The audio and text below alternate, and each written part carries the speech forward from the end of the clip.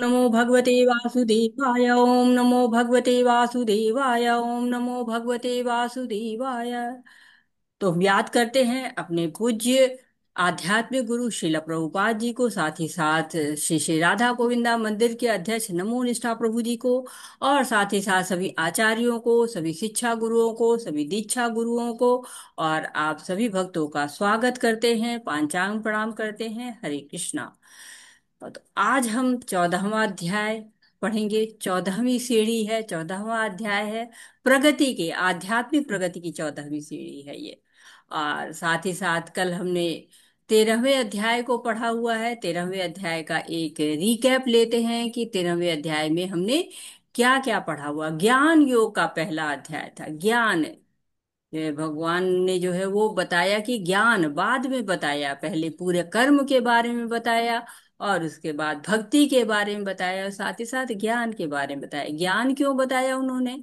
जब भक्ति हो गई तो ज्ञान की क्या जरूरत है? भक्ति में तो, भक्ति कहते हैं कि ज्ञान और वैराग्य को शुरू में सहायता देती है भक्ति को, लेकिन धीरे धीरे जैसे जैसे भक्ति में प्रवीण होते जाते हैं, ज्ञान और वैराग्य की आवश्यकता खत्म हो जाती है। लेकिन जो है प्रभुपाद जी कहते हैं हाँ हाँ, कि अगर आप बताइए। केवल धर्म कर रहे हैं, उसमें ज्ञान नहीं है, तो क्या है? पूरी भावुकता है।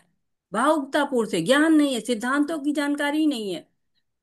और अगर आप जो है केवल ज्ञान कर रहे हैं, भक्ति उसमें नहीं है, तो क्या है? एक यांत्रिक तरीका हो जाता है, केवल यंत्रवत रह जाते हैं आप, उसमें भगवान की सेवा रहती ही नहीं, केवल ज्ञान ही ज्ञान रहता है। तो दोनों आवश्यक है, ज्ञान भी आवश्यक है और भक्ति भी आवश्यक है। अर्जुन ने 6 प्रश्न पूछे ज्ञान के, बहुत सुंदर सुंदर प्रश्न पूछे उन्होंने।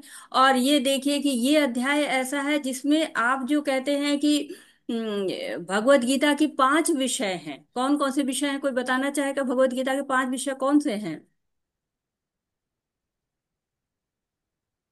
हरे कृष्णा।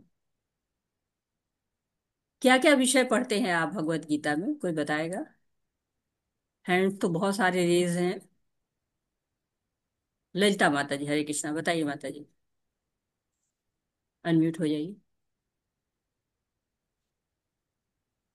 हरे कृष्णा माता जी, आप कुछ पूछ रहे हैं? सॉरी, मैंने सुना नहीं। हाँ, मैं पूछ रही हूँ कि भगवत गीता में कौन कौन से 5 विषय हैं, बताना चाहेंगे आप? क्या क्या? हरे कृष्णा माता जी।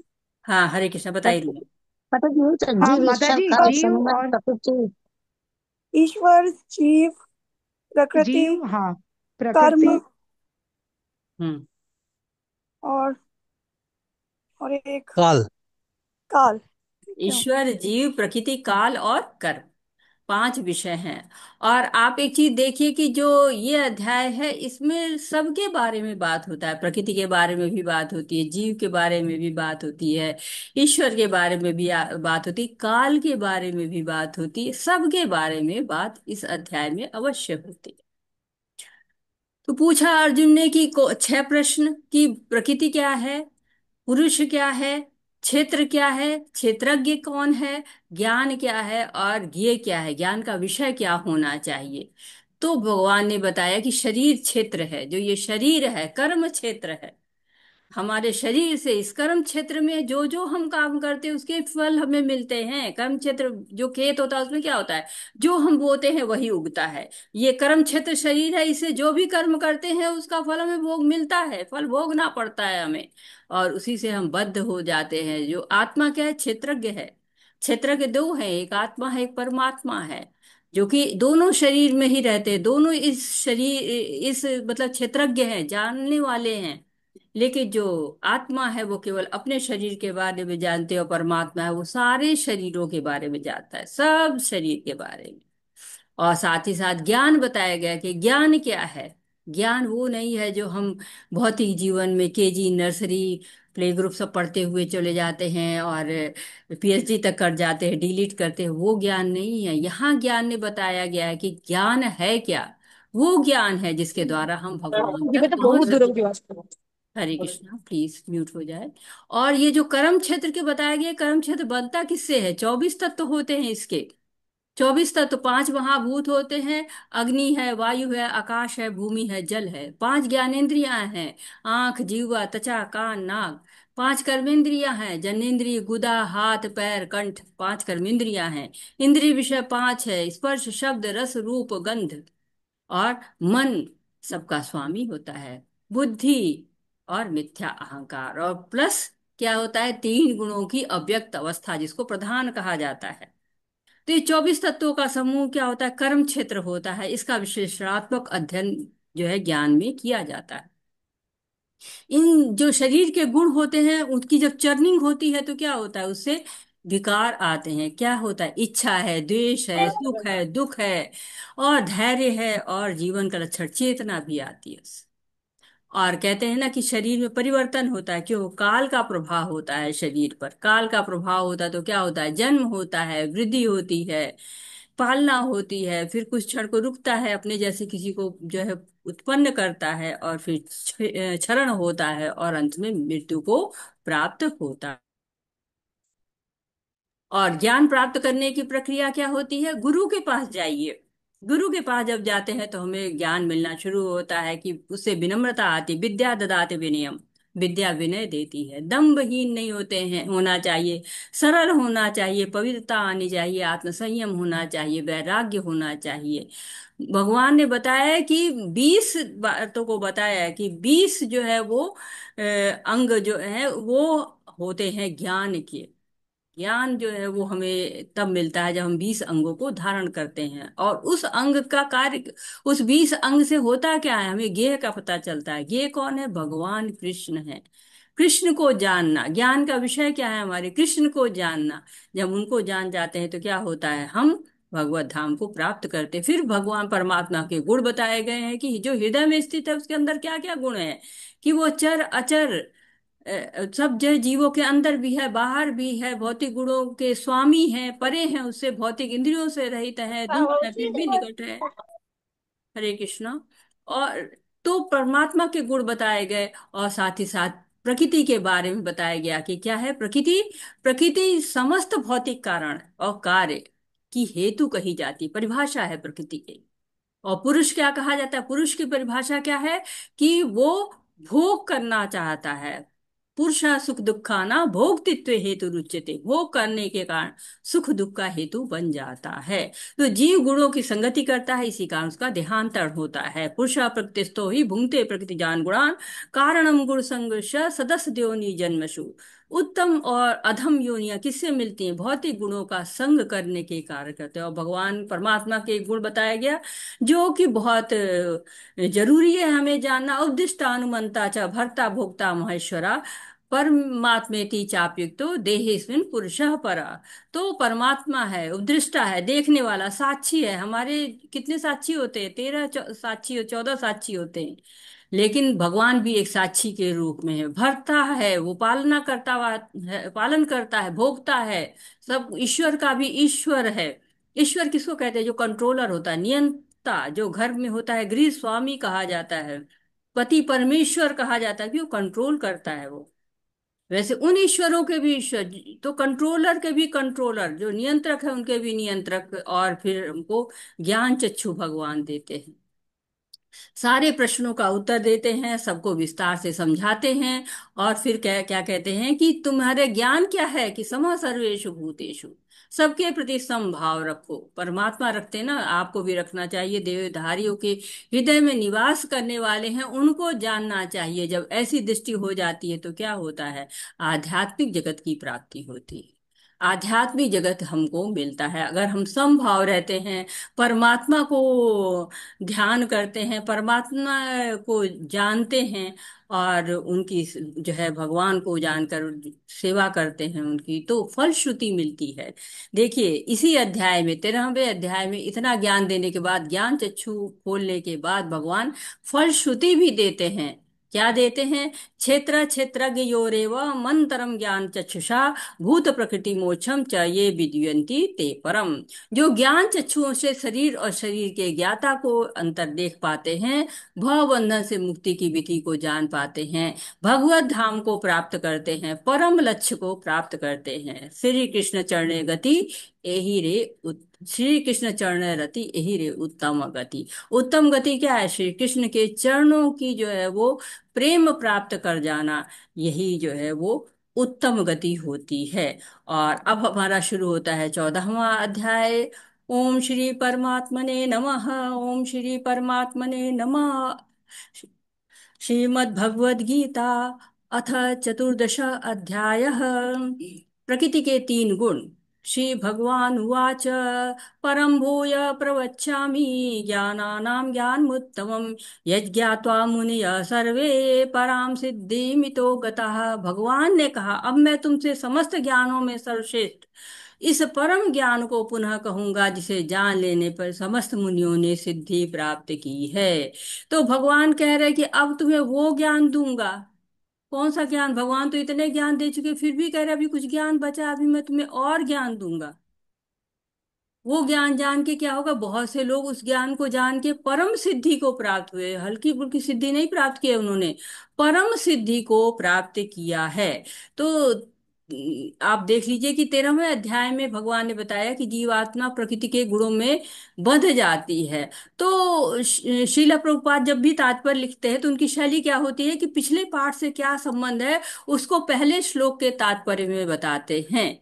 ये आप जब प्रभुपाद जी के तात्पर्यों को पढ़ेंगे तो ये शैली को जान पाएंगे कि वो तात्पर्य लिखते हैं तो पिछले पाठ से उसका संबंध भी बताते हैं, और साथ ही साथ इस अध्याय में बात क्या होगी वो भी बताएंगे, तथा सबसे आखिरी श्लोक में पूरे अध्याय का सार भी बताते हैं।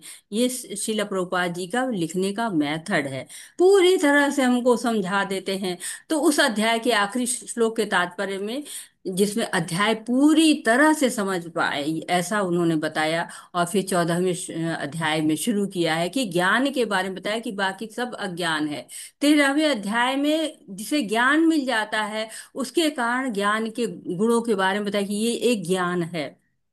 लेकिन जो ज्ञान मिल जाता है उसको विनम्रता आ जाती है, भक्ति करना शुरू कर देता है। प्रकृति के गुणों के कारण बद्ध तो होता है, प्रकृति के नियम उसको बद्ध तो करते हैं, लेकिन मुक्ति कैसे मिलेगी ये ज्ञान भगवान देंगे हमको। भक्ति का ज्ञान प्राप्त करने के बाद हम प्रकृति के गुणों से कैसे बाहर आएंगे ये भी ज्ञान बहुत महत्वपूर्ण है। क्योंकि बता दिया कि पुरुष क्या करता है, भोक्ता बन जाता है, और भोक्ता होने के कारण बंध जाता है। तो अब तक जो भी ज्ञान दिया भगवान ने, उन सभी ज्ञानों से ये श्रेष्ठ है, और इसे जानकर बहुतों ने पूर्णता प्राप्त की। तो समझ लिए कि जो 14वें अध्याय को समझ लेगा वो पूर्णता को प्राप्त कर लेगा। यहाँ पर ऐसे कह रहे हैं, जो है भगवान स्वयं कह रहे हैं कि जिसने इस ज्ञान को जान लिया वो पूर्णता को प्राप्त करेगा, क्योंकि समस्त ज्ञानों में सर्वश्रेष्ठ है। तो समझ लीजिए आज आप वो ज्ञान प्राप्त करने जा रहे हैं जो ज्ञान सर्वश्रेष्ठ तो है ही है, और साथ ही साथ क्या है, आपको पूर्णता सिद्धि दिलाने वाला भी है। तो 13वां अध्याय हमको बताया था कि ज्ञान प्राप्त करके भवबंधन मुक्त हो सकते हैं।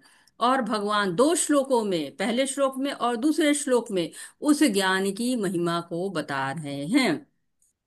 तो पहले से जो 13 तक के श्लोक हैं वो भौतिक गुणों द्वारा आत्मा का बंधन कैसे होता है इसके बारे में बताते हैं। और 14वें से 18वें तक के जो श्लोक हैं बताते हैं कि गुणों द्वारा बंधन हो तो जाता है, उसका प्रभाव क्या क्या होता है। और 19 से 27 श्लोक तक बताया जाता है कि गुणों से पार कैसे पाएंगे, गुणातीत कैसे बनेंगे।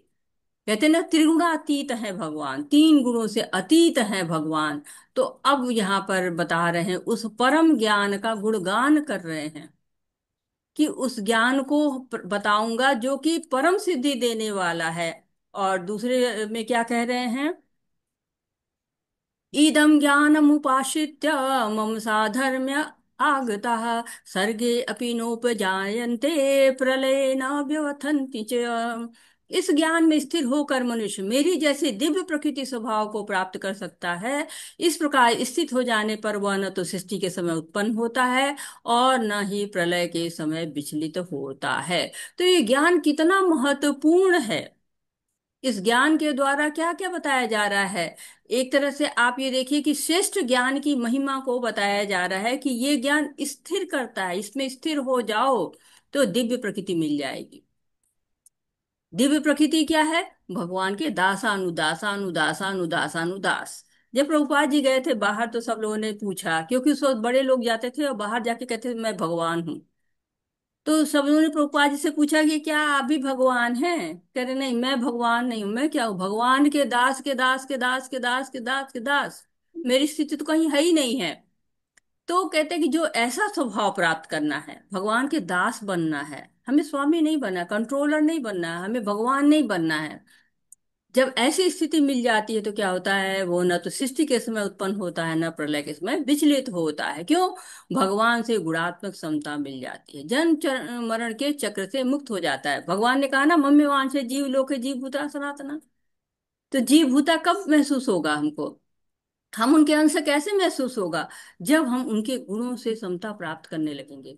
हमको बड़ा अच्छा लगता है ना भगवान का जो श्याम सुंदर रूप है। क्यों हमको लगता है अरे भगवान तो हमारे जैसे हैं। अरे भगवान तो, उनके भी दो हाथ हैं, दो पैर हैं, उनका सुंदर सी नाक है, वो जो है उनके ओठ है प्यारे से। तो क्या होता है, हमको उससे रिलेट कर पाते हैं। हमको महसूस होता है कि हम उनके अंश हैं। और साथ ही साथ जो कहते हैं जन्म मरण के चक्र से मुक्त गए, दिव्य स्वरूप आध्यात्मिक स्वरूप जो भगवान के साथ कार्य करता है, भगवान की सेवा करता है, उस रूप को प्राप्त कर लेते हैं। मम योनि महद्ब्रह्म तस्मिन् गर्भ दधाम्यहम् संभवः सर्वभूतानां ततो भवति भारत। हे भरत पुत्र, ब्रह्म नामक समग्र भौतिक वस्तु जन्म का स्रोत है, और मैं इसी ब्रह्म को गर्भस्थ करता हूँ जिसे समस्त जीवों का जन्म संभव होता है। तो भगवान क्या कह रहे, मैं ब्रह्म को गर्भस्थ करता हूँ। भगवान जो है वो बता रहे हैं कि मेरी स्थिति क्या है, मेरी स्थिति को जानो, क्योंकि मैं ही हूं वो जो कि ब्रह्म को भी गर्भस्थ करता हूँ। सर्ग कौन करता है? भगवान करते हैं। ब्रह्मा क्या करते हैं? विसर्ग करते हैं। भगवान बता रहे कि प्रकृति अर्थात ये सृष्टि आरंभ कैसे होती है? मेरे द्वारा होती है। ये कहते कि जो ब्रह्म होता है ना, उसका कभी नाश नहीं होता। अक्षरम परम ब्रह्म परमम। तो प्रकृति भी ब्रह्म है, प्रकृति भी शाश्वत है, भगवान की शक्ति है, इसलिए उसको भी ब्रह्म कहा जाता है। तो क्या ब्रह्म नामक वस्तु को, जो प्रकृति है ना, जो ब्रह्म है, उसको मैं ही गर्भस्थ करता हूं। उसी से सारे जीवों का जीवन संभव होता है। एक तरह से भगवान बिल्कुल क्लियर कर दे रहे हैं कि देखो, ये जो सृष्टि है, ये किसी और के कारण नहीं है। ये सृष्टि का कारण भी स्वरूप मैं ही हूं, और कोई भी इस सृष्टि का कारण स्वरूप नहीं है। तो भगवान लगातार हमको बताते हैं। मायावादी लोग भी कहते हैं सर्व खिलत ब्रह्म, हर वस्तु ब्रह्म है, हर वस्तु ही ब्रह्म है। तो ब्रह्म क्या है? भगवान की शक्तियां हैं, ब्रह्म है। जीव को भी ब्रह्म कहा जाता है, भौतिक प्रकृति को भी ब्रह्म कहा जाता है। कभी कभी भगवान को, जो परम ब्रह्म है, उनको भी ब्रह्म कहा जाता है। तो कहाँ पर कौन सा ब्रह्म प्रयोग होगा, ये कौन बताएगा? ये हमारे आचार्य बताएंगे। सर्वयोनिषु कौन्तेय मूर्तय संभवन्ति यः तासां ब्रह्म महद्योनिर् अहं बीज प्रदः पिता। हे कुंती पुत्र, तुम यह समझ लो कि समस्त प्रकार की जीव योनियां इस भौतिक प्रकृति में जन्म द्वारा संभव है, और मैं उनका बीज प्रदाता पिता हूं। तो भगवान बता रहे हैं। बहुत ही आपको कहते हैं इंपॉर्टेंट श्लोक है ये। और यहाँ पर पूरा ज्ञान हमको मिल जा रहा है कि जो जीव है प्रकृति के गुणों से बद्ध हो रहा है, और उसको मुक्ति मिलनी है। तो इस श्लोक को प्रभुपाद जी कई बार अपने प्रचार में प्रयोग करते हैं, जिससे कि सब क्लियर हो रहा है ना। भगवान अपनी स्थिति को क्लियर कर दे रहे हैं कि हम सब एक ही पिता की संतान हैं। और सोचिए, शांति के लिए इतने प्रयास होते हैं, लेकिन जब हम ये जान जाए कि अहम बीज प्रदा पिता, तो क्या होगा? हम शांत होंगे, सोचेंगे भाई बहन है, क्यों लड़ना है। एक तरह से एक ये भी थ्योरी है, बच्चों को जो है कहते हैं कि पहले बीज आया कि पेड़ आया, तो ये भी थ्योरी सिद्ध हो गई कि बीज पहले आया हुआ है। साथ ही साथ आप ये कह सकते हैं कि अग्नि में भी जीव है, सूर्य लोक में भी जीव है, हर जगह जीव है, हर लोक में भगवान के जो अंश हैं। पहले क्या होता था, जब हम अब आजकल तो नया चला हुआ है, सारे नए नए इंजेक्शन लगाए जाते हैं और यूज एंड थ्रो का जमाना है। पहले इंजेक्शन उबाल कर लगाया जाता था कि उसमें भी कीटाणु है। तो हर जगह जीव है, इस लोक में ही नहीं, हर लोक में जीव है। हर लोक के जो जीव है उनके बीच प्रदाता पिता कौन है? भगवान ही है। लोग वैज्ञानिक कहते हैं ना कि केमिकल रिएक्शन से ये सृष्टि बनी है, लेकिन इस सब का खंडन यहाँ पर हुआ है।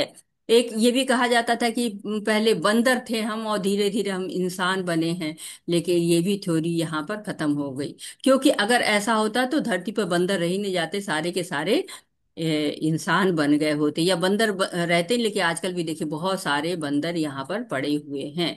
और साथ ही साथ और भी चीजें जानेंगे हम, जो प्रभुपाद जी ने इसको बताया हुआ है कि जैसे धान का ढेर होता है, धान के ढेर में से बिच्छू निकलना शुरू होते हैं, तो बहुत लोग सोचते हैं कि बिच्छू अपने आप पैदा हुए, लेकिन नहीं।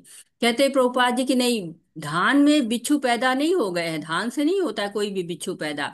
धान के ढेर में बिच्छू के अंडे थे, उससे वो बिच्छू पैदा हुए हैं। बीज प्रदाता पिता कौन है? भगवान भी है। ईशोपनिषद में भी तात्पर्य में आप पढ़ेंगे तो लिखा हुआ कि पृथ्वी जो हमें भगवान ने रहने के लिए दिए है, और उसे बांट के हम तेरा मेरा कर रहे हैं, और काफी लोगों को ढूंढ रहे हैं, दूसरे लोग ढूंढ रहे हैं रहने के लिए। लेकिन वो क्या है, सब सारे लोग जो देख रहे हैं वो भगवान के ही हैं, और लोग हैं भगवान के द्वारा ही बनाए हुए हैं, और भगवान की इच्छा से ही हम उन लोगों पर जा सकते हैं। तो भगवान की इच्छा के बिना कुछ नहीं हो सकता। भगवान सबके उद्गम स्रोत हैं। हमारे शरीर में जो 24 तत्व हैं वो भी क्या है, भगवान के द्वारा ही हमें कृष्ण के अंश के रूप में चेतना मिलती है। और उन 24 तत्वों से मिला हुआ जो शरीर होता है उसमें चेतन तत्व आता है भगवान के द्वारा। तो इसलिए भौतिक प्रकृति को माता कहा जाता है। जो शरीर क्या है, माता की तरह से है। और परमात्मा क्या है, पिता है। जब चेतनता उसमें आती है, जब भगवान आते हैं, चेतनता उसमें आ जाती है। इसलिए भौतिक प्रकृति माता है और परमात्मा क्या है, पिता है। सत्वरजस्तम इति गुणा प्रकृति संभवा निमग्नन्ति महाबाहो देहे देहिनम व्ययम। भौतिक प्रकृति तीन गुणों से युक्त है, ये है सतो रजो तथा तमोगुण।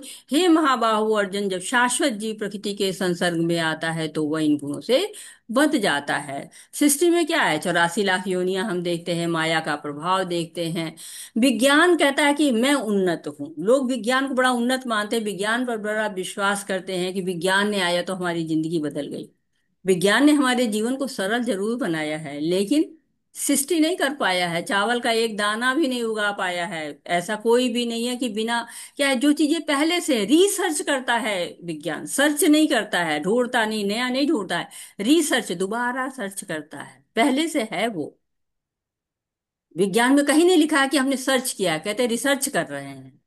तो भौतिक प्रकृति तीन गुणों से युक्त है। भगवान ने ही जो है वो इस भौतिक प्रकृति को बनाया है, हमारे शरीर को बनाया है, परंतु हम बद्ध हो गए। क्यों बद्ध हो गए?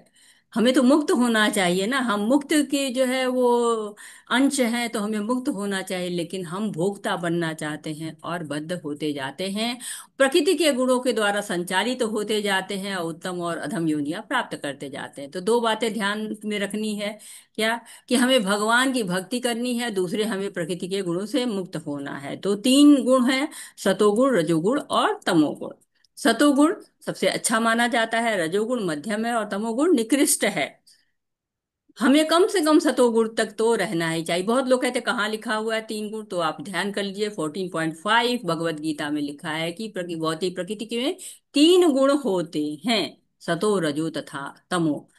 सतो जो है, लेकिन क्या कहा जाता है कि ये तीनों बंधन है। सतो जो है सोने की जंजीर है, रजो चांदी की जंजीर है, और तमो लोहे की जंजीर है। लोहे की जंजीर मजबूत है, छोड़ना मुश्किल होता है, लेकिन जंजीर तो जंजीर है, बंधन तो बंधन है। हरे कृष्णा। माता जी पढ़ने को दीजिए। हरे कृष्ण। हरे कृष्णा। सभी को सादर प्रणाम। ज्ञानेश प्रभु जी आप श्लोक पढ़िए। आशा कल्ला माता जी आप अनुवाद पढ़िए। हरे कृष्णा। हरे कृष्णा।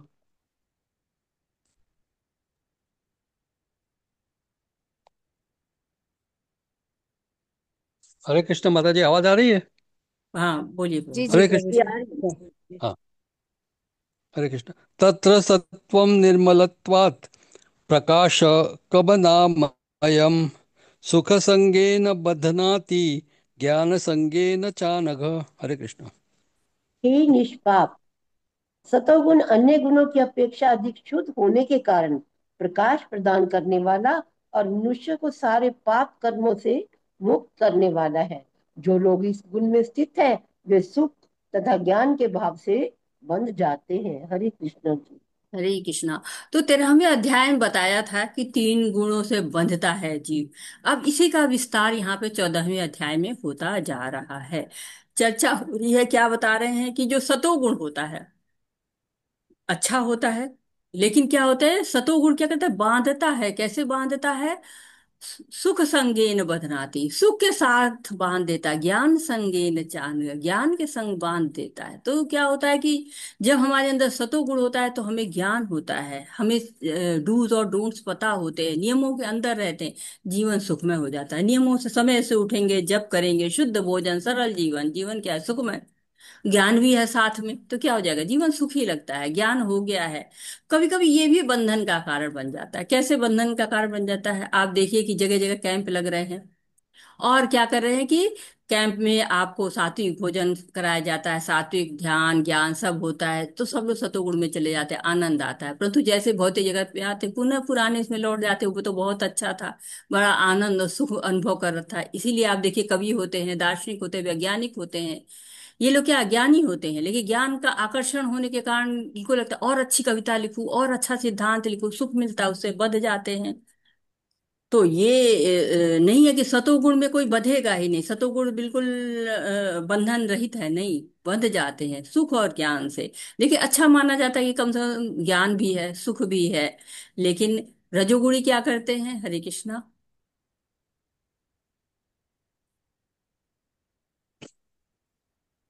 पढ़िए प्रभु जी। हरे कृष्ण। रजोरागात्मकं विद्धि तृष्णा संग समुद्भवम् तन्निबध्नाति कौन्तेय कर्म संगेन देहिनम्। हरे कृष्ण। हे कुंती पुत्र, रजोगुण की उत्पत्ति असीम आकांक्षाओं तथा तृष्णाओं से होती है, और इसी के कारण से ये देहधारी जीव सकाम कर्मों से बंध जाता है। हरे कृष्ण। हरे कृष्णा। तो रजोगुण की बात हो रही है। रजोगुण की उत्पत्ति असीम आकांक्षाओं से होती है। बहुत सारी आकांक्षाएं होती हैं, ये कर लूं, वो कर लूं, यहाँ पर ये बिल्डिंग खड़ा कर लूं, यहाँ पर एक और महल बना लूं, बहुत सारी आकांक्षाएं होती, तृष्णाएं होती हैं, समाप्ति ही नहीं होती है। आप देखते हैं कि लोग परेशान होते हैं, बहुत अधिक जो है वो प्यास है, और किस चीज की? इस भोग की प्यास है। और ये भोग की पहले तृष्णा उत्पन्न करती है, फिर लोभ हो जाता है, लोभी हो जाता है, कुछ भी करने को तैयार हो जाता है। कंपटीशन, कंपटीशन, ईर्ष्या बढ़ती जाती, लालच बढ़ती जाती है, लोभ, सबका जो है वो लक्षण प्रकट होने लगते हैं। दूसरों से अच्छा हो जाओ, ये तक तो ठीक है कि हाँ हम दूसरों से अच्छे हो जाएं, लेकिन दूसरे का बुरा चाह के हम अच्छे हो जाएं, ये प्रवृत्ति जो है वो गर्त में ले जाती, पतन की तरफ ले जा रही। तो परिश्रम करना है, कर्म करना है, लेकिन आसक्त नहीं होना है। आसक्ति के कारण क्या होता है, हम डर जाते हैं। तो वो डर जाते हैं, और डर में जो कार्य होते हैं वो उचित कार्य नहीं होते हैं। जीव बद्धता चला जाता है, और कर्म करूं, और कर्म करूं, और प्रयास करूं, और अच्छा होगा हमारे साथ। हरे कृष्ण। हरे कृष्ण। तमस्त्व ज्ञानजं विद्ध मोहनं सर्वदेहिनां प्रमादलस्य निद्राभिः तन्निबध्नाति भारत। हरे कृष्ण। हे भरत पुत्र, तुम जान लो कि अज्ञान से उत्पन्न तमोगुण समस्त देहधारी जीवों का मोह है। इस गुण के प्रतिफल पागलपन, प्रमाद, आलस तथा नींद है, जो बद जीव को बांधते हैं। हरे कृष्ण। तो तमोगुण का, तम क्या कहते हैं, अंधकार को कहते हैं। और आप देखते हैं अज्ञान को भी तम कहा जाता है, क्योंकि जब अज्ञान है तो हम तम में ही रहते हैं, जीवन अंधकार में होता है, आलस्य है, नींद है, प्रमाद है, पागलपन है, ये सब लक्षण होते हैं तमोगुण के। निम्न स्तर का पद मिलता है।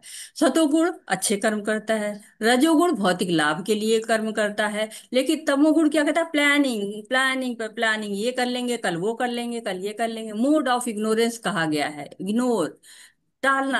इग्नोर कहते हैं ना, इग्नोर कर दो, तो वो टालता ही रहता है, अनदेखा करता रहता है। तो प्रभुपाद जी कहते हैं कि सबसे बड़ा इग्नोरेंस क्या है, कि हम ये देखते ही नहीं है कि हमें ये शरीर त्यागना भी है, इसके लिए तैयारी ही नहीं करते हैं।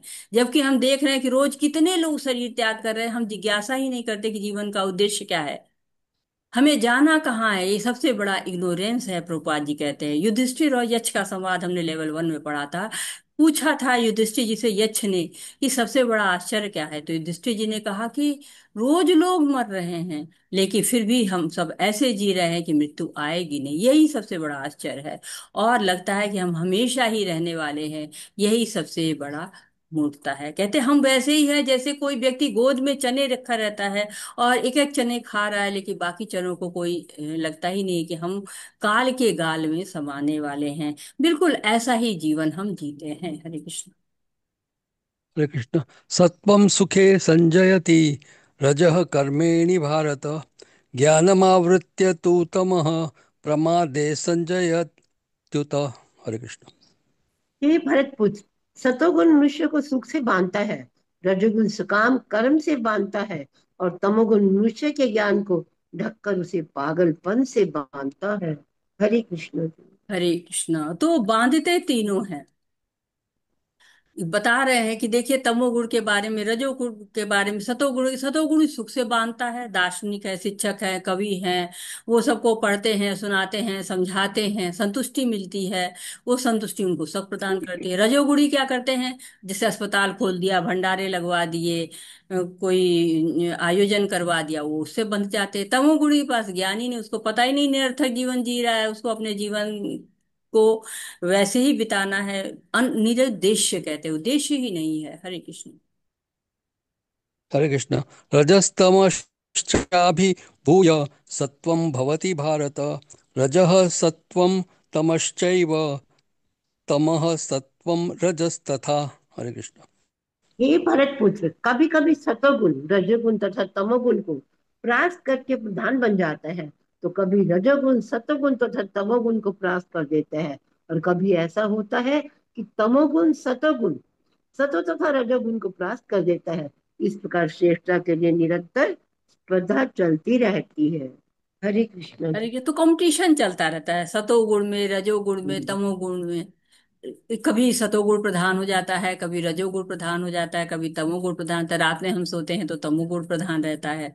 दिन में कार्य करते हैं ऑफिस वगैरह में, रजोगुण प्रधान हो जाते हैं। सुबह उठते हैं तो सतोगुण में रहते हैं। तो नशा तीनों गुण का होता है, चाहे सतोगुण में रहे, शुद्ध रहे, पाप कर्म नहीं करते हैं। लेकिन जैसे कंप्यूटर होता है ना, उसमें वायरस नहीं हो तो वो सतोगुण है। थोड़ा वायरस आ गया तो रजोगुण में, और कंप्यूटर स्टार्ट ही ना हो पाए तो तमोगुण में हो रहते हैं। तो ये स्थिति हमारी बदलती रहती है। क्यों? क्योंकि ये परास्त करते रहते हैं एक दूसरे को, प्रधानता होती रहती है इनकी। जो सतुगुणी होते हैं वो ज्यादातर सतुगुण में रहेंगे, उनको रजोगुण प्रभावित कम करेगा, तमोगुण प्रभावित कम करेगा, रजोगुणी को सतोगुण और तमोगुण कम प्रभावित करेगा। तो ये तीनों गुण रहते हैं जीव के अंदर, लेकिन जिसकी प्रधानता होती है वैसा कहा जाता है ये सतोगुणी है। क्यों? सतोगुण की प्रधानता है। हरे कृष्ण। सर्वद्वारेषु देहेऽस्मिन् प्रकाश उपजायते, ज्ञानं यदा तदा विद्यान् विवृद्धं सत्वमित्युत। हरे कृष्ण। सतोगुण की अभिव्यक्ति को तभी अनुभव किया जा सकता है जब शरीर के सारे द्वार ज्ञान के प्रकाश से प्रकाशित होते हैं। हरे कृष्ण। हरे कृष्ण। तो ज्ञान के प्रकाश में जब ज्ञान होता है ना शरीर के स्तर पर, कभी कभी हम जब तमोगुण होते हैं, कभी रजोगुण होते हैं, कभी सतोगुण होते हैं, तो जब ज्ञान का प्रकाश होता है उस वक्त की बात यहाँ पे की जा रही है कि हम ज्ञान में रहेंगे। जो तो नौ द्वार, जो जिनका वर्णन किया गया है, पहले भी इसका वर्णन हुआ है हम लोगों ने, किसी को याद है कि क्या कहा गया? नौ द्वार की बात हुई थी ना। कौन कौन से नौ द्वार है, कोई बताएगा? माता जी, दो दो आंख। आंखें। बताइए। हाँ माता जी, दो कान, दो नथुने, मुंह, गुदा और उपस्थ। हाँ, तो ये बताया गया कि नौ द्वार होते हैं। पहले आपको पांचवें अध्याय में बताया गया, सर्वकर्माणि मनसा सन्न्यसायते सुखवंशी नौ द्वारे पुरे देहि नैव कुर्वन् पन। तो आप ये समझिए कि जब प्रकाश होता है तो सब कुछ दिखाई देता है, साफ साफ रहता है। प्रकाश नहीं, बंद अंधेरा है तो क्या कुछ भी दिखाई नहीं देगा। कहाँ पर दरवाजा है, कहाँ पर खिड़की है, पता ही नहीं चलेगा। तो कहते हैं कि जब ज्ञान होता है, प्रकाश होता है, तो हमें पता चल जाता है कि हाँ, हमको किस तरह से अपने शरीर को या अपनी दिनचर्या को करना है, कैसे कार्य करने हैं। तो ज्ञान के प्रकाश की अथा जैसे कि अगर हमारे चेस्ट में दर्द है, ये ज्ञान हो गया, हमें पता चल गया कि दर्द है, तो ये कफ भी हो सकता है, साधारण दर्द भी हो सकता है, सीरियस बीमारी भी हो सकती है, तो हम डॉक्टर पे जाते हैं। वो हमें बताता है कि हम क्या कर सकते हैं। तो ये ज्ञान का प्रकाश है, डॉक्टर जानता है क्या बीमारी है, इससे कैसे डील करना है। वैसे ही जब व्यक्ति सतोगुण में होता है तो उसे पता होता है कि हमारी चेतना कहाँ जा रही है, और वो सही रास्ते को चुनता है और जानता है उस रास्ते के परिणाम क्या होंगे। तो यदि प्रकाश नहीं है तो भ्रम होगा, निर्णय सही नहीं होगा। अगर कमरे में खिड़की दरवाजा पता ही नहीं चल रहा है तो बाहर कैसे निकलेंगे, प्रकाश नहीं है तो बाहर कैसे निकलेंगे, उसी में घूम जाएंगे। जरा सा जो है वो हाथ पकड़ के चल रहे, जरा सा स्लिप किए तो दरवाजा खिड़की निकल गया, फिर गोल गोल घूम रहे हैं। तो प्रकाश होता है तो हमें पता होता है कि हमको क्या करना है। और सतोगुणी तभी होता है जब उसके सारे द्वार, जो 9 द्वार हैं, वो ज्ञान से प्रकाशित हों। हरे कृष्ण। हरे कृष्ण। लोभः प्रवृत्तिरारम्भः कर्मणामशमः स्पृहा रजस्येतानि जायन्ते विवृद्धे भरतर्षभ। हरे कृष्ण। हरे कृष्णा। हे बहुत भरत, बहुत धन्यवाद आशा कलरा माता जी। धन्यवाद माता धन्यवाद जी। माता जी। रुमा माता जी, आप अनुवाद पढ़िए। हरे कृष्णा। जी माता जी, हरे कृष्णा। एक मिनट, ये स्क्रीन मेरा लोड हो रहा है। हे हे भरतवंशियों में प्रमुख, जब रजोगुण में वृद्धि हो जाती है तो अत्यधिक आसक्ति, सकाम कर्म, गहन उद्यम तथा अनियंत्रित इच्छा एवं लालसा के लक्षण प्रकट होते हैं। हरे कृष्ण। हरे कृष्ण। तो यहाँ पे क्या है कि लोभा प्रवृत्ति आरंभ, लोभ की प्रवृत्ति होती है ऐसे लोगों में। उनके जो कार्य करते हैं, वो कहते हैं कि सर्वारंभ परित्यागी, समस्त प्रयत्नों का परित्याग कर देते हैं, किसी फल के लिए प्रयत्नशील ही नहीं रहते हैं। ऐसे भक्त मुझे प्रिय हैं। ये आपको बताया गया था 12वें अध्याय में। और यहाँ पर भी कह रहे कि उनको जो है वो लोभ प्रवृत्ति आरंभ हो जाती है। जब लोभ प्रवृत्ति आरंभ हो जाती है तो क्या करते हैं, प्रयास करते हैं कामनाओं के लिए। क्योंकि जो प्रयास कामना से रहित होता है वो ज्ञान की अग्नि में जल जाता है। लेकिन अगर लालसा रह जाती है, सकाम कर्म कर रहते हैं, अनियंत्रित इच्छाएं रहती हैं, तो क्या होता है, रजोगुण की वृद्धि का ये वर्णन हो रहा है कि रजोगुण की वृद्धि उस समय होती है हमारे अंदर पुराने कर्मों के कारण। आप देखते हैं कोई ज्यादा लालची होता है, कोई कम लालची होता है, तो क्यों, पुराने कर्मों के कारण। ये जो है लालचपना का जो स्तर होता है ना, अलग अलग होता है। लेकिन ऐसा भी होता है ना कि ढेर सारा विज्ञापन देखकर लोगों को लगता है ना कि ये हमारी जिंदगी में होना चाहिए, ये लालच बढ़ता जाता है। और कुछ हमारे अंदर अपने आप से रहता है, कुछ लोग ज्यादा कामनाएं रखते हैं, कुछ लोग कम रहते हैं। कई बार हम लोग का जो आसपास का वातावरण होता है उसके कारण हम उसी रेस में भागते चले जाते हैं, दोहरी जिंदगी जीने लगते हैं, नकली जिंदगी जीने लगते हैं। एक रैट रेस के जो है वो पार्ट बन जाते हैं कि हमको भी वही करना है जो बाकी लोग कर रहे हैं। तो ये क्या होता है, चॉइस है हमारी कि हम इच्छा करें कि न करें। लेकिन एक बार अगर हम इच्छा कर लेते हैं तो हमें करना ही पड़ता है। कहते हैं ना कि एक बार जो मैंने कमिटमेंट कर ली तो मैं अपने आप की भी नहीं सुनता। आप सुन ही नहीं सकते हैं। जैसे आपने इच्छा की, आपकी स्वतंत्रता समाप्त हो जाती है, इच्छा करने तक ही आपकी स्वतंत्रता है। उसके बाद तो बहुत मुश्किल है अपने आप को रोक लेना। हम कहते हैं ना हम अपनी मर्जी के मालिक हैं, हम जो चाहें सो ही करें, परंतु ऐसा नहीं है। जैसे एक नदी है, उसकी 3 धाराएं हैं। एक व्यक्ति नाव चला रहा है तो वो चुन सकता है कि किधर जाए, लेकिन यदि आपने चुनाव कर लिया कि इस धारा में जाना है, तो फिर तो धारा ही आपको ढकेल देगी, आपको पीछे लौट ही नहीं सकते। तो इच्छा हम चुन सकते हैं, उसकी हमें स्वतंत्रता है कि हम अपनी सूक्ष्म स्वतंत्रता है, बल्कि कि हम अपनी इच्छा को चुन सकें। लेकिन उसके बाद क्या होता है, हमें उसका जो परिणाम होता है वो भुगतना ही पड़ता है। हरे कृष्ण। हरे कृष्ण। अप्रकाशो प्रवृत्तिश्च प्रमादो मोह एव च तमस्येतानि जायन्ते विवृद्धे कुरु नन्दन। हरे कृष्ण। हरे कृष्णा। जब तमोगुण में वृद्धि हो जाती है तो हे कुरुपुत्र, अंधेरा, जड़ता, अ, प्रमत्तता प्रमत्तता। तथा मोह का प्राकट्य होता है। हरे कृष्ण। तो तमोगुण की वृद्धि हो जाती है। तमोगुण का क्या होता है, अज्ञान में रहता है, अंधेरे में रहता, अप्रकाश हो। अंधेरा, प्रकाश ही नहीं, अप्रवृत्ति, पता ही नहीं है क्या करना है, निष्क्रिय बैठे, प्रमाद, आलसपन, पागलपन, मोह, भ्रम में पड़ा रहता है ऐसा जीव। तो क्यों, क्योंकि तमोगुण में है, कोई नियम उसको अच्छा ही नहीं लगता है। नियम अच्छा नहीं लगता तो साधना भक्ति कर ही नहीं सकता है। नियम के अनुसार कार्य कर ही नहीं सकता, परिश्रम करना चाहता ही नहीं, आलस्य में पड़ा रहता है, भ्रम में पड़ा है। उसको लगता है बस मैं लेटे लेटे ही प्लानिंग करता रहूंगा, और वो क्या कहते हैं, शेख चिल्ली के हसीन सपने देखता रहता है। ये तमोगुण के लक्षण होते हैं। हरे कृष्ण। हरे कृष्ण। यदा सत्त्वे प्रवृद्धे तु प्रलयं याति देहभृत् तदोत्तमविदां लोकान् अमलान् प्रतिपद्यते। हरे कृष्ण। हरे कृष्णा। जब कोई सतोगुण में मरता है तो उसे महर्षियों के विशुद्ध उच्चतर लोकों की प्राप्ति होती है। हरे कृष्ण। हरे कृष्णा। तो रजसी रजसी प्रलय, रजोगुण में जो मरता है वो क्या करता है, सकाम कर्मी होता है, सकाम कर्मियों के बीच में जन्म लेता है। और जो सतोगुण में मरता है वो शुद्ध उच्चतर लोकों की प्राप्ति करता है। तो एक तरह से गति की बात हो रही है कि गति कैसी, जैसी गति करेंगे, मतलब जैसे गुण में रहेंगे वैसी ही गति प्राप्त होगी। लेवल ऊपर है, सतोगुण में है, तो आपको हो सकता है कि स्वर्ग लोक मिल जाए या उससे उच्च के लोग मिल जाए, क्योंकि सतोगुण में भी तो लेवल होते हैं ना। ऐसा नहीं कि कोई जो है 10% में है, कोई 20% में है, कोई 50% में। तो जितने शुद्ध हैं उतने उच्च लोकों को पहुंच जाएंगे। ब्रह्म लोक सबसे उच्च लोक माना जाता है। तो ब्रह्म लोक तक, जो भूलोक से लेकर ब्रह्म लोक तक कहते हैं सापेक्ष शुद्धता है, परंतु जो भगवान के परम धाम है उसमें निरपेक्ष शुद्धता है। सापेक्ष मतलब कॉम्पिटिटिव, ये उससे अच्छा, ये उससे अच्छा, लेकिन भगवत धाम क्या है? सबसे ऊपर, उससे अच्छा कुछ है ही नहीं है। कहते हैं ना, सर्वश्रेष्ठ, बेस्ट से भी बेस्ट। हरे कृष्ण। हरे हरे कृष्ण। कृष्णा। बहुत बहुत धन्यवाद ज्ञानेश प्रभु जी। हरे अत्रेय कृष्ण माता जी। माता जी, धन्यवाद। धन्यवाद प्रभु जी। अत्रेय माता जी आप श्लोक पढ़िए, और रुमा माता जी आप अनुवाद पढ़िए। हरे कृष्णा। हरे कृष्ण माता जी। रजसी पलयं गत्वा कर्मसङ्गीषु जायते तदा प्रलीनस्तमसि मूढो योनिषु जायते। हरे कृष्ण। हरे कृष्णा। जब कोई रजोगुण में मरता है तो वह सकाम कर्मियों के बीच में जन्म ग्रहण करता है, और जब कोई तमोगुण में मरता है तो वह पशु योनि में जन्म धारण करता है। हरे कृष्ण।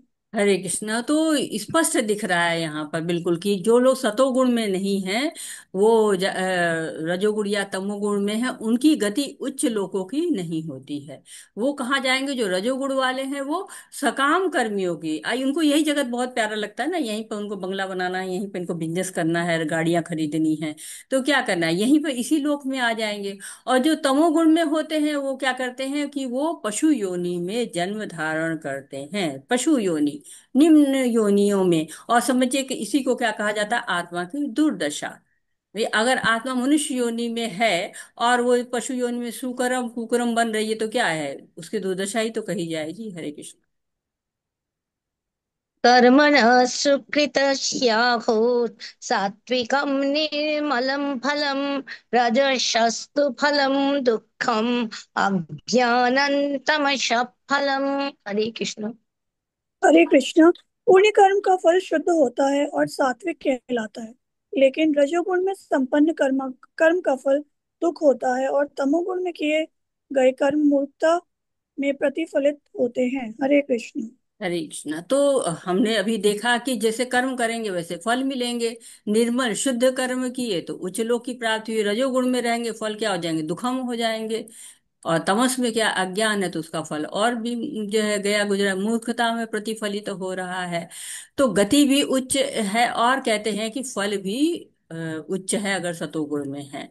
और कहते हैं कि परिणाम क्या, सतोगुण में रहने के परिणाम क्या होता है, मृत्यु के बाद क्या होता है कि उनको अच्छी गति मिलती है, वहां वो सुख से रहते हैं, अच्छी तरह से रहते हैं।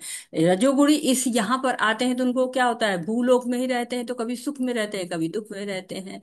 लेकिन जो लोग तमोगुण में होते हैं उनको तो मति मारी गई है। जैसे शराब पीने वाले हैं ना, तो उनके लीवर खराब होता है, लेकिन फिर भी क्या होता है, नहीं पीते रहेंगे, क्यों? क्योंकि तमोगुणी है, अज्ञान है। जो अच्छा खासा व्यक्ति होता है वो ही नशे वशे करने लगता है, तो कुछ भी बोलने लगता है।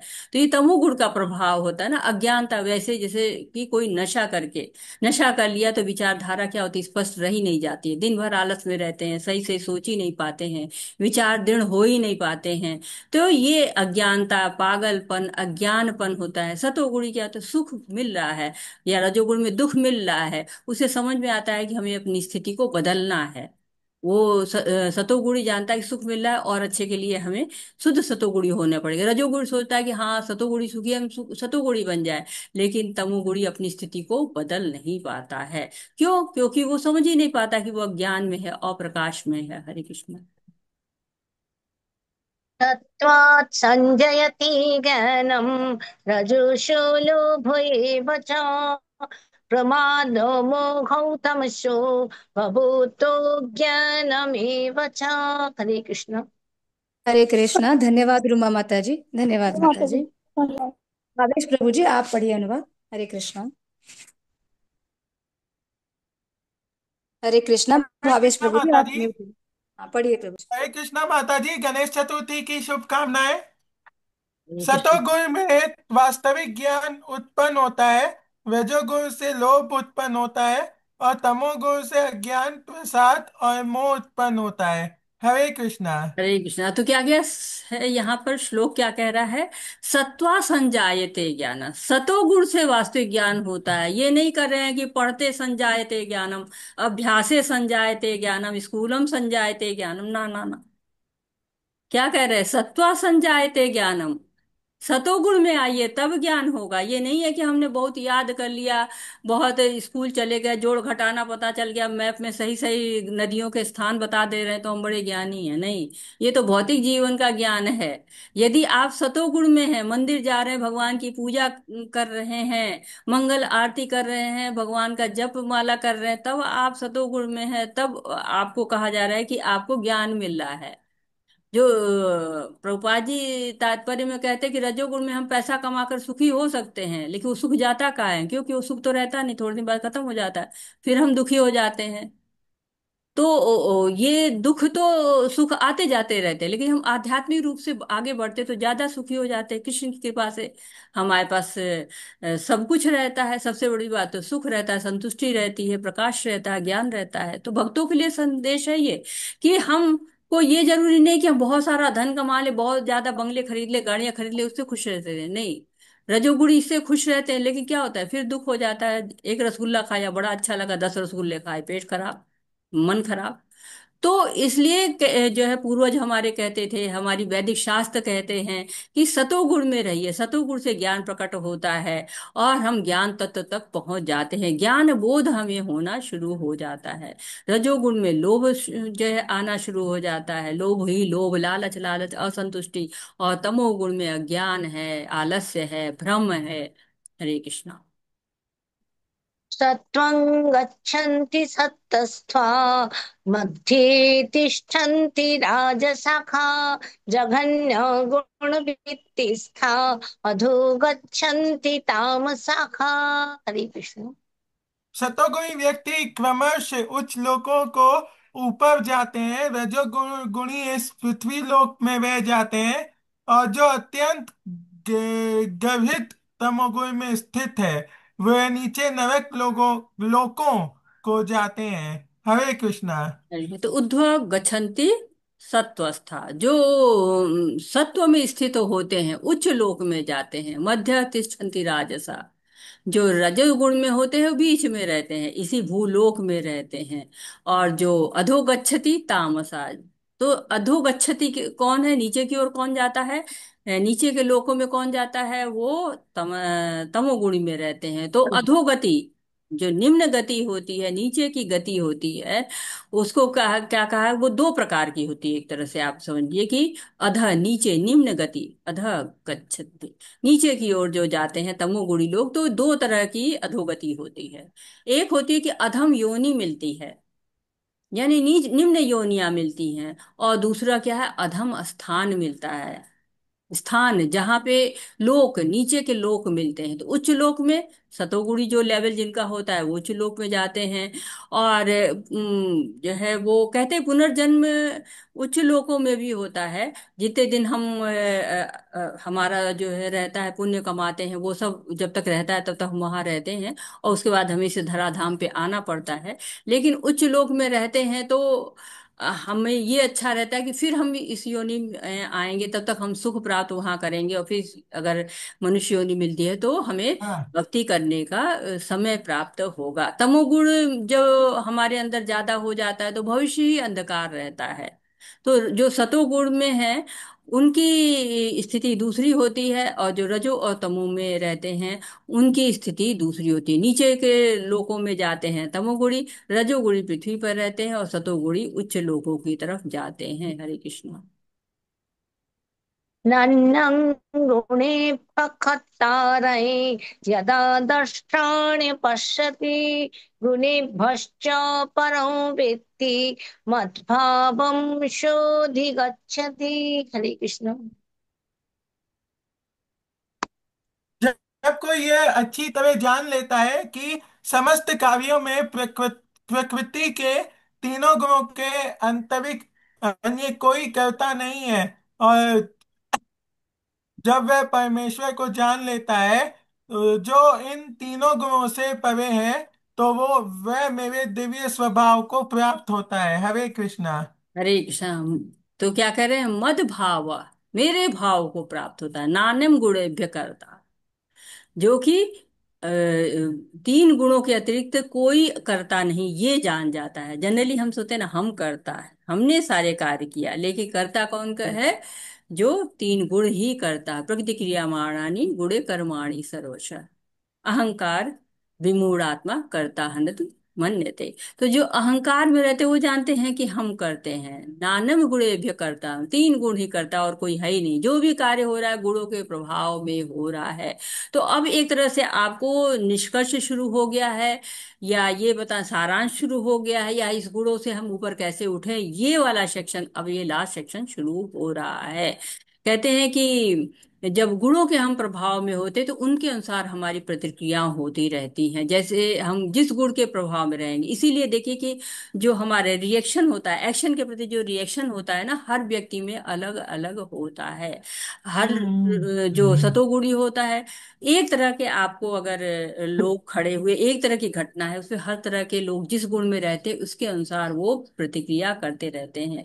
तो एक तरह से हम कठपुतलियां हैं भगवान के हाथ। मनुष्य क्या कठपुतली है, प्रकृति के गुणों के धुन पर नाचता रहता है। जैसे कठपुतली शो में नाचती रहती है ना, लेकिन डोर दूसरे के हाथ में रहती है, वैसे ये गुणों के खेल होते हैं जो हमें अपनी धुन पे नचाते रहते हैं। और एक तरह से आप ये भी कह सकते हैं ना कि जब कोई जेल में रहता है तो उस पर हमें दया आती कि वो जेल में है, परंतु हम एक ऐसी जेल में हैं कि हमें लगता ही नहीं कि हम जेल में हैं। परंतु ये जेल क्या है, हमें जेल के सीखचे दिखाई नहीं देते, इसलिए हमें लगता है कि हम जेल में नहीं, लेकिन ये गुण की रस्सियां हैं।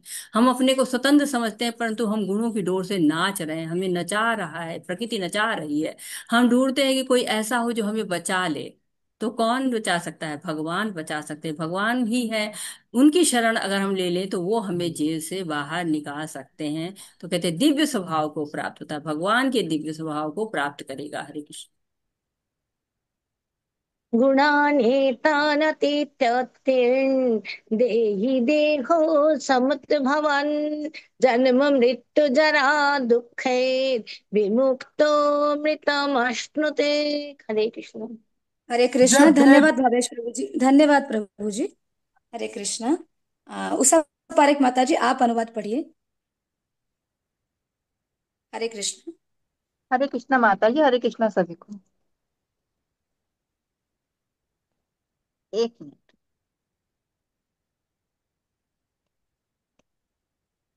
जब देहधारी जीव भौतिक शरीर से संबंध इन तीनों गुणों को लांघने में समर्थ होता है, तो वह जन्म मृत्यु बुढ़ापा तथा उनके कष्टों से मुक्त हो सकता है और इसी जीवन में अमृत का भोग कर सकता है। हरे कृष्णा। हरे कृष्णा। तो क्या कह रहे हैं कि गुणान एतान अतित्व, गुणों से बाहर जाके।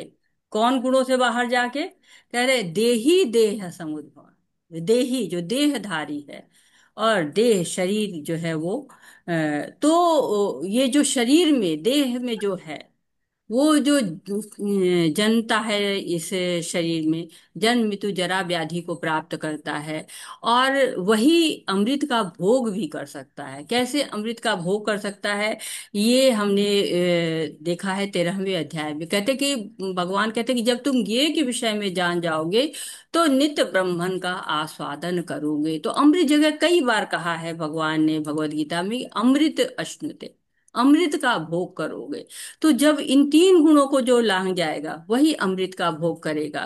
क्वालिटी है, योग्यता क्या है, कि जैसे कहते हैं ना कि अगर आपको किसी सर्विस के लिए अप्लाई करना है तो ये निम्न योग्यता होनी चाहिए। वैसे कहते हैं जब गुणों से लांग जाओगे, जब तुम त्रिगुणातीत बन जाओगे, जब गुणातीत बन जाओगे तो क्या होगे तुम अमृत प्राप्त करोगे।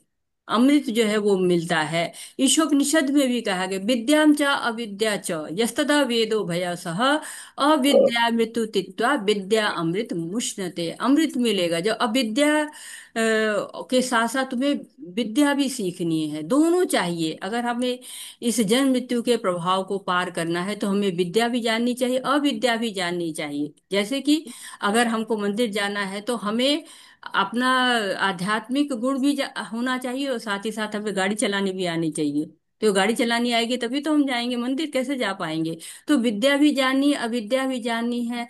तब क्या होता है, जन्म मृत्यु का प्रभाव समाप्त हो जाता है, और अमृत, अमृत का, अमरता का वरदान यहाँ मिल जाता है। अमरता क्या होता है, अमरता उस अमृत किसको कहा जाता है, उसके लिए कहा जाता है ना, जिससे कि हम कोई बहुत स्वादिष्ट चीज होती है उसको भी हम अमृत तुल्य कहते हैं।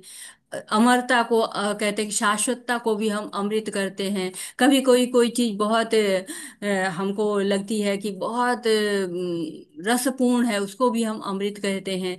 तो ये जो जन्म मृत्यु जरा व्याधि से दूर हो जाना, ये भी हमें अमृत लगता है। इसलिए कहे कि तुम अमृत प्राप्त करोगे, इस जीवन में अमृत का भोग कर सकते हैं। जब जन्म नहीं, मृत्यु नहीं, बुढ़ापा नहीं, कष्ट नहीं, उसके तो अमृत ही हो जाएगा जीवन। हरे कृष्ण। हरे कृष्णा, बहुत बहुत धन्यवाद अत्रेय माता जी। माधुरी शर्मा माता जी आप श्लोक पढ़िए। उषा पारेख माता जी आप अनुवाद पढ़िए। हरे कृष्णा। हरे कृष्णा, माधुरी शर्मा माता जी आप म्यूट हैं।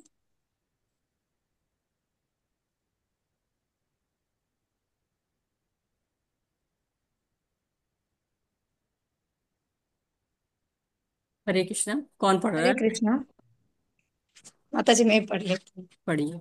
हरे कृष्णा।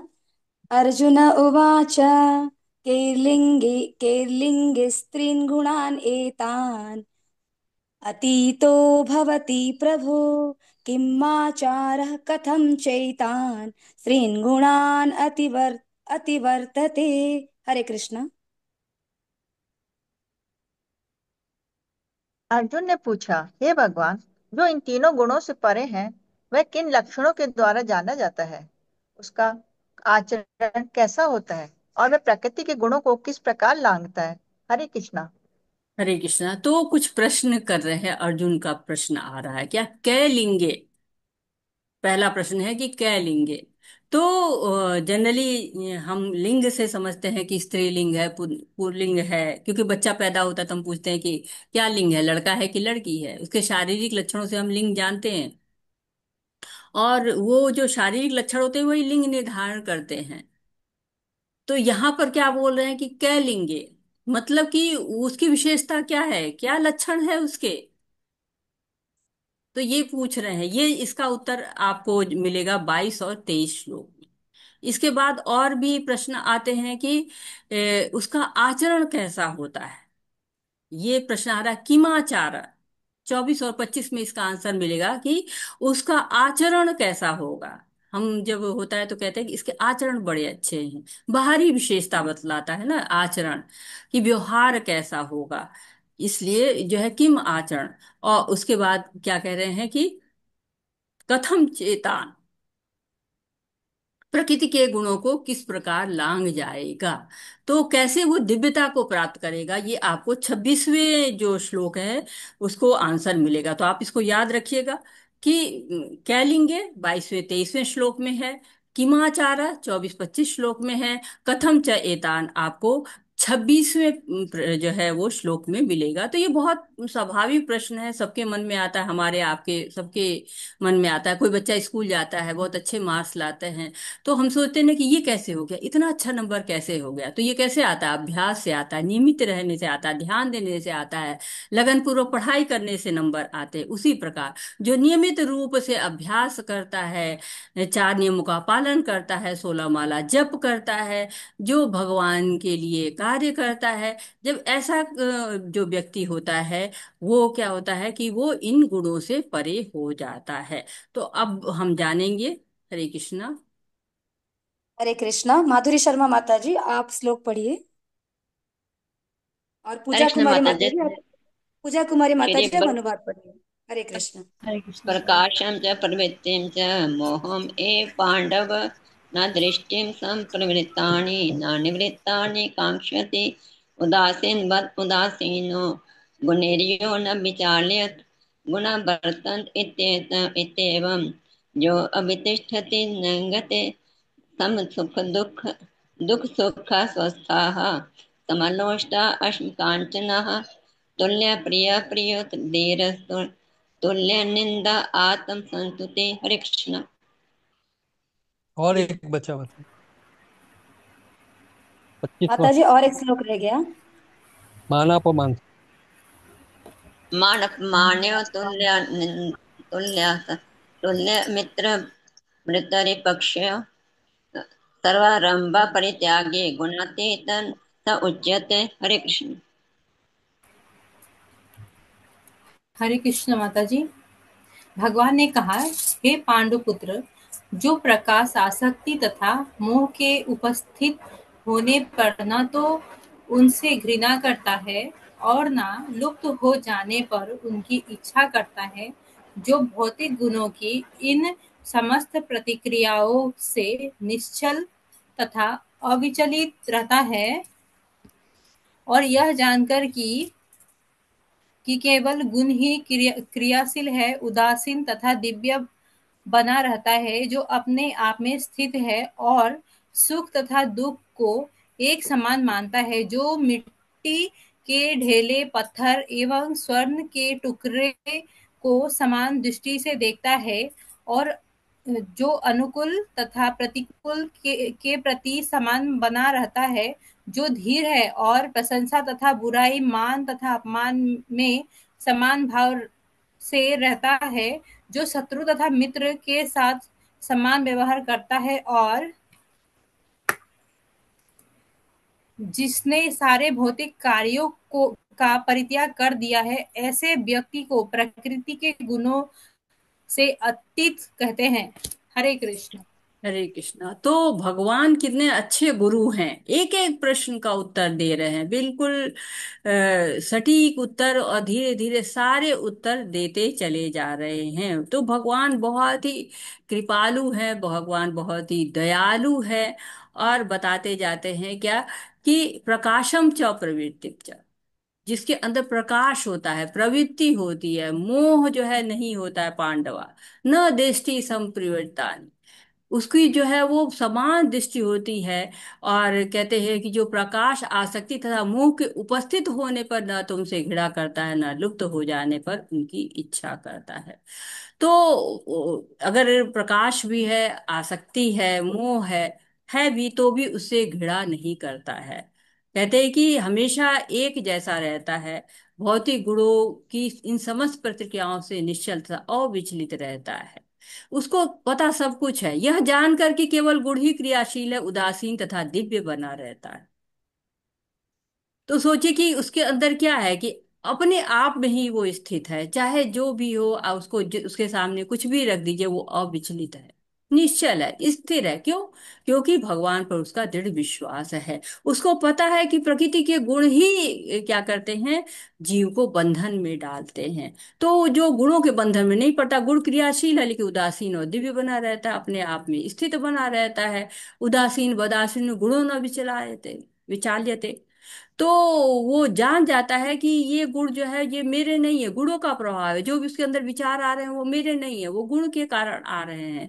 तो केवल दृष्टा बन के देखता रहता है, जानने देते, जैसे कोई घर में आता है ना, आता है चला जाता है, उसको महत्व नहीं देते तो उसका आना बंद हो जाता है।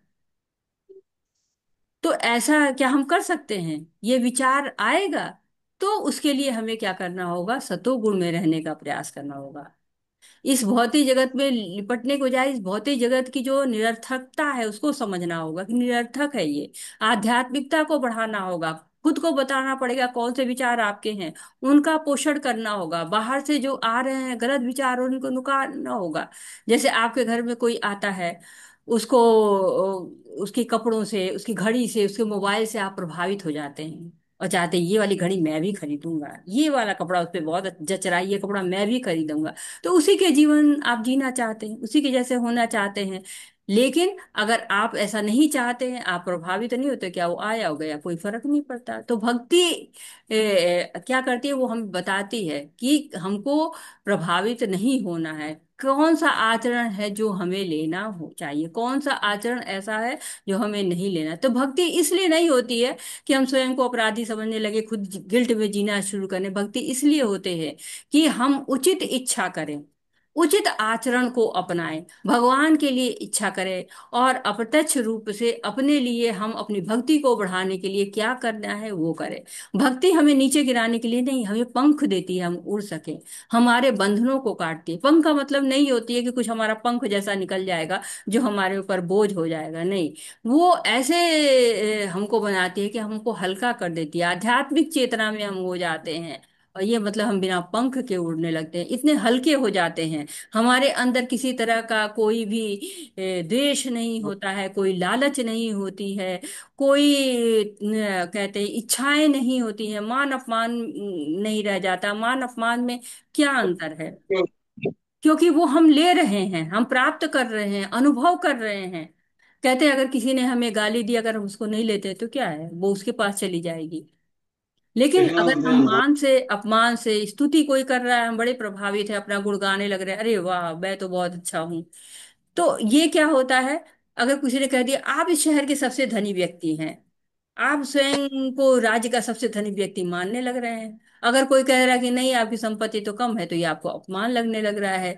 तो ये सब स्थितियां क्या है? ये सब स्थितियां हमको पतन की तरफ ले जाती हैं। तो हर स्थिति में शत्रु के साथ भी समान व्यवहार, मित्र के साथ भी समान व्यवहार, और सारे भौतिक कार्यों का परित्याग कर देना। सारे भौतिक कार्य, कहते हैं कि मित्र आपके सामने हो, चाहे शत्रु आपके सामने हो। और यहाँ पर भगवान एक चीज और भी कहते हैं, मित्र ऋतु पक्षयो, मतलब जो अपने पक्ष में है और जो विपक्ष में है, दोनों से हमें कोई प्रभाव नहीं पड़ना चाहिए। अपने पक्ष की बात कर रहा है तो भी खुश, दूसरे के पक्ष की बात कर रहा है तो भी खुश। किसी भी तरह से, चाहे आप देखिए मित्र हैं, हितैषी हैं, मध्यस्थ हैं, तटस्थ हैं, शालु हैं, पुण्यात्मा है, पापी हैं, सबको एक भाव से देखना। ऐसा नहीं कि हाँ कोई अपना है तो मित्र है तो उसकी विशेष भाव, जो नहीं, सबके लिए एक भाव। हमने पढ़ा है ना, सुहिन मित्रा उदासीना मध्यस्थ देश बंधुषु साधु वस्पी च पापेशु समबुद्धि विशेषता, सबके लिए समबुद्धि होनी चाहिए। ऐसा जो होता है, मनुष्य होता है, उन्नत माना जाता है, सबके लिए गुणातीत हो जाता है। सारी चीजें जो भौतिक हैं, स्थूल हैं, सूक्ष्म है, सबके लिए गुणातीत हो जाता है। जो सांसारिक द्वंद्व है भौतिक जगत में, उनसे भी गुणातीत हो जाता है। यानी कि एक तरह से आप ये कहते हैं कृष्ण भावनामृत हो जाता है। कृष्ण भावनामृत अगर होते हैं तो ये बहुत ही ज्यादा इसमें गुणातीत होने में मदद करता है। प्रभुपाद जी कहते हैं कि न तो वो इस शरीर का भोग करना चाहता है, न वो इससे बाहर जाना चाहता है, वो स्वयं ही मुक्त हो जाता है। क्यों? क्योंकि वो जानता है कि ये सब स्थायी नहीं है। तो भगवान ने उत्तर दे दिया, किस किस चीज का क्या लेंगे, क्या जो है उसके गुण है, किमाचार्य कैसे आचरण करता है। और अगले जो अब अगला श्लोक जो आ रहा है, उसमें भगवान उत्तर देंगे, कथम च एतान, कैसे वो गुणों को लांग जाता है। हरे कृष्ण। हरे कृष्णा। बहुत बहुत धन्यवाद माधुरी शर्मा माता जी, पूजा कुमारी माता जी। हरे कृष्णा। अनुकंपा माता जी आप श्लोक पढ़िए। संतोषी गुप्ता माता जी आप अनुवाद पढ़िए। हरे कृष्णा। हरे कृष्ण माता जी, दंडवत प्रणाम। मां च यो व्यभिचारिणे भक्ति योगेन सेवते सगुणान् समतीत्य तान् ब्रह्म भूयाय कल्पते। कृष्णा माता जी, सादर प्रणाम। जो समस्त परिस्थितियों में अविचलित भाव से पूर्ण भक्ति में प्रवृत्त होता है, वह तुरंत प्रकृति के गुणों को लांघ जाता है और इस प्रकार ब्रह्म के स्तर तक पहुंच जाता है। हरे कृष्णा। हरे कृष्णा। तो मुझे बड़ा सुंदर ये श्लोक लगता है कि हम प्रकृति के गुणों को कैसे लांघ सकते हैं। अधिकतर क्या होता है कि लोग विचलन में रहते हैं। यहाँ पे क्या, माम च यो अव्याभिचारेण, अव्याभिचारेण भक्ति योगेन सेवते। जहां तक मुझे याद आता है कि भक्ति योग जो शब्द है वो यहाँ पर आया हुआ है। और कहीं होगा तो ये आपका होमवर्क है, आप मुझे खोज के बताइएगा कि और कहीं पर भक्ति योग शब्द आया है। आपको बुद्धि योग मिलेगा, लेकिन भक्ति योग शब्द जो है वो कहते हैं कि एकमात्र यही श्लोक है जहां डायरेक्ट भक्ति योग की बात की जा रही है। भक्ति के शब्द बहुत प्रयोग हुआ है, योग शब्द बहुत प्रयोग हुआ, लेकिन भक्ति योग का शायद नहीं हुआ है। और आपको एकमात्र श्लोक मेरे समझ से यह है कि ये श्लोक भक्ति योग की बात करता है। अगर दूसरा कोई श्लोक है तो ये आपका होमवर्क है, प्लीज मुझे बताइएगा। तो व्याभिचार किसको कहते हैं कि गृहस्थ में जब हम रहते हैं, और गृहस्थ में रहने वाले अगर घर के बाहर भी कोई संबंध रखता है तो उसको व्याभिचारणी जो है व्याभिचार कहा जाता है। हरे कृष्णा, प्लीज देखिएगा। तो यहाँ पर अव्याभिचार यानी कि बिना विचलन के किसी भी गलत रास्ते पर नहीं जाना है। भक्ति योगेन सेवते, भक्ति योग की सेवा करिए, भक्ति योग में रहिए। तो एक तरह से बिना विचलित हुए, बिना फैल्योर के व्यवसायित्मिका बुद्धि भगवान ने कहा है। बहुशाखा हनांतश्च, बहुशाखा में नहीं आपकी बुद्धि जानी चाहिए, व्यवसायिक का बुद्धि होनी चाहिए। तो यहाँ पर अव्याभिचारी बुद्धि, अव्याभिचारण्य और अहेतुकी शब्द भी यहाँ पर आया हुआ है कि क्या करना है। अहेतुकी से आपको भगवान की कृपा, आपको अहेतुकी लेना है ताकि आप ब्रह्म के स्तर तक पहुंच पाए। ऐसी भक्ति करिए जिसे ब्रह्म के स्तर तक पहुंच जाए। अविचलित भक्ति करिए, भक्ति योग से करिए, ऐसी करिए जो अहेतुकी हो, भगवान के बिना किसी आपको विचलन के, बिना स्वार्थ के आपको भक्ति करनी है। तो एक तरह से ये बहुत सुंदर सा श्लोक है जो हमको बताता है कि हम जो करना चाहते हैं वो बिना विचलित हुए करें। केवला भक्ति, 100% भक्ति भक्ति के अलावा और कुछ भी नहीं करना चाहिए। तो ये भक्ति हम क्यों नहीं कर पा रहे हैं? क्योंकि हम गुणों के प्रभाव में हैं, और उस गुणों के प्रभाव से हमें भक्ति करके निकलना है। और कोई भी भक्ति शुरू कर सकता है, किसी भी उम्र में भक्ति शुरू कर सकता है, कोई भी लिंग का हो भक्ति शुरू कर सकता है, किसी भी देश काल का हो वो भक्ति शुरू कर सकता है, कृष्ण को प्राप्त कर सकता है। जो भी गुणों से प्रभाव से मुक्त होता जाएगा, एक दिन ऐसा आएगा कि वो शुद्ध भक्ति कर पाएगा। नहीं तो क्या होता है, हम सुबह को उठते हैं, हमें और सो लेते हैं, लेकिन अगर फिर भी हम सो के उठ जाते हैं, अपने फेस पे पानी डालते हैं, ब्रश करते हैं, और तो हमें अच्छा लगता है, फ्रेश लगने लगता है। तो इसका अर्थ क्या है कि गुण तो हमारे नियंत्रण में है ना। हम तमोगुण से उठ गए, सतोगुण में आ गए, तो हम अपनी स्वतंत्रता का, सूक्ष्म स्वतंत्रता का प्रयोग कर सकते हैं। इस स्वतंत्रता को बढ़ाकर हम पूर्णतः स्वतंत्र हो सकते हैं। जैसे हम एक्सरसाइज करते हैं तो क्या होता है, हमारी फ्लेक्सिबिलिटी बढ़ जाती है। फ्रैक्चर होता है, उसके बाद क्या होता है, धीरे धीरे एक्सरसाइज एक्सरसाइज करते पुरानी स्थिति में आ जाते हैं। वैसे भक्ति करके जो हम पुरानी स्थिति हमारी थी सच्चिदानंद स्वरूप की, उस रूप को हम फिर से प्राप्त कर सकते हैं। हरे कृष्ण। हरे हरे कृष्णा। अनुकंपा माता जी, आप पढ़िए श्लोक। जी जी माता जी। ब्राह्मणो हि प्रतिष्ठाहम् अमृतस्य व्यवस्य च शाश्वतस्य च धर्मस्य सुखस्य कान्तिकस्य च। हरे कृष्ण माता जी। हरे कृष्णा। और मैं ही उस निराकार ब्रह्म का आश्रय हूँ जो अमर्त्य, अविनाशी तथा शाश्वत है और चरम सुख का स्वाभाविक पद है। हरे कृष्णा माता जी। हरे कृष्ण। बहुत महत्वपूर्ण श्लोक है। पहले ही कहा गया कि ब्रह्म के स्तर तक पहुंच सकते हैं। तो ब्रह्म का स्तर क्या है? भगवान का ही जो है वो ब्रह्मेति परमात्मेति भगवानेति शब्द थे, परम सत्य की तीन अवस्थाएं। तो ब्रह्म क्या है? वो भी भगवान का ही रूप है, भगवान का ही आश्रय है, प्रतिष्ठा हम आश्रय है। जो कह रहे कि मैं ही हूं, जो निराकार ब्रह्म का आश्रय भी मैं ही हूं, कोई और नहीं है, मैं ही हूं। जैसे होता है ना कि अगर बल्ब है तो वो कब जलता है? इलेक्ट्रिसिटी रहती तब जलता है। तो इलेक्ट्रिसिटी है लेकिन वो अपने आप नहीं जल सकती है, उसको आश्रय लेना पड़ता है बल्ब का, तब जाके वो इलेक्ट्रिसिटी जो है वो रोशनी उत्पन्न कर पाती है। तो उसी तरह से जो ब्रह्म का आश्रय कौन है? भगवान ही है। और जो अमृत अविनाशी और शाश्वत है, उसकी गुण क्या है? अमृत है, अविनाशी है, शाश्वत है, और चरम सुख का स्वाभाविक पद है। तो एक तरह से भगवान के जो अपना ब्रह्म रूप है उसके बारे में बता रहे हैं कि फाउंडेशन कौन है? मैं हूँ। आश्रय कौन है? मैं हूँ। ब्रह्म संहिता में भी कहा गया है, यश प्रभा प्रभतो जगदंड कोटि कोटिश शेष व सुधादि विभूति भिन्नम तद ब्रह्म निष्कलम अनंत शेष भूतम गोविंदादि पुरुषम तमहम भजामि। तो जिनकी प्रभा निर्विशेष ब्रह्म का स्रोत है, ब्रह्म भगवान का आश्रय है। ब्रह्म आश्रय नहीं है, भगवान आश्रय है। तो अर्जुन उनको परम ब्रह्म कहते हैं, भगवान अहम कह रहे हैं। इसका अर्थ है कि भगवान और ब्रह्म के बीच में संबंध है। ब्रह्म जो है वो भगवान का आश्रय लेता है। ब्रह्मणो ही प्रतिष्ठा हम। तो कहते हैं कि सुख के स्तर आपको तैत्तिरीय उपनिषद में बताया गया है कि जो सबसे बड़ा सुख हो रखा गया है वो शाश्वत और अविनाशी सुख को रखा गया है।